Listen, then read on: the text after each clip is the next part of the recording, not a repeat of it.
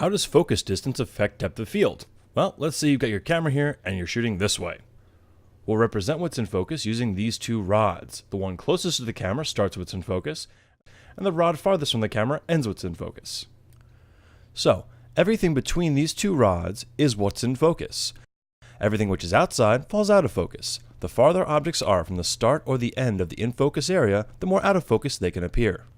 Now, the main thing to understand about focus distance is that as you focus closer to the camera, that is, your subject being closer to the camera, the shallower, the narrower the depth of field will be.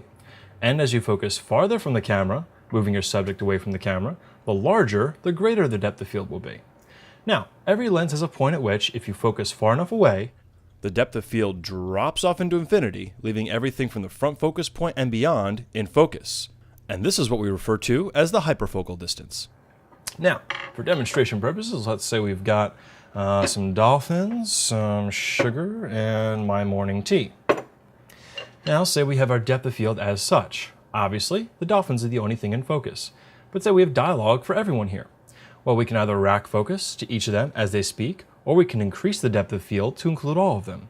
Now, say for some reason you cannot use your aperture to do that. What you can do is either move them closer together, or you can move them all farther from the camera. Keep in mind, however, that if you move them back, but then zoom in with a longer focal length, and to maintain your field of view, that will not change the depth of field because of the inverse relationship between the focal length and the focus distance to your subject. Another thing to keep in mind is how much space you want to give your actors to work in. Keep in mind how much they move or how bulky they are. Say my T is facing this way, it needs this much depth of field to stay in focus, assuming he stays perfectly still.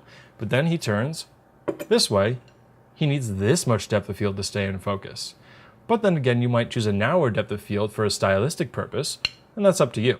So those are the things to keep in mind, that the distance to the lens determines how much or how little is in focus, which then we call the depth of field, that you can focus to infinity with hyperfocal, and then to decide how much playroom to give your subject. This has been Darren Levine, MediaHell.com, giving you another quick tip. Happy shooting!